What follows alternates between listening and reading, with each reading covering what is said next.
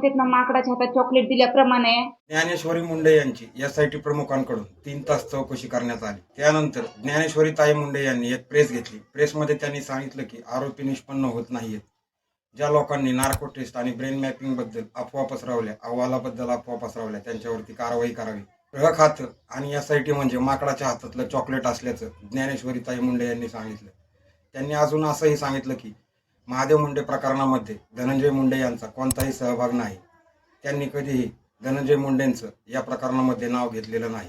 जुन्या पोलीस तपासात ज्या जुन्या पोलीस अधिकाऱ्यांनी माहिती दिली होती तीच माहिती कुमावत सरांनी दिल्याचं त्यांनी सांगितलं. गोट्यागित्ते जोपर्यंत सापडत नाही तोपर्यंत त्यांच्या नवऱ्याला न्याय मिळणार नाही आणि पुढे कोणतीही कारवाई होणार नाही. देवेंद्र फडणवीस यांची भेट घेऊन सुद्धा जर माझ्या नवऱ्याला न्याय मिळत नसेल तर काय करायचं.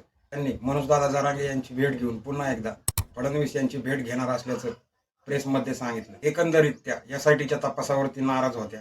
धनंजय मुंडे यांचा महादेव मुंडे प्रकरणाशी संबंध नसल्याचं त्यांनी सांगितलं. मनोज जरांगे यांची भेट घेऊन पुन्हा एकदा देवेंद्र फडणवीस यांना भेटणार असल्याचं त्यांनी सांगितलं. शेवटी त्यांच्या नवऱ्याला न्याय मिळेल की नाही याची काही खात्री नसल्याचं ज्ञानेश्वरी ताई मुंडे यांनी सांगितलं.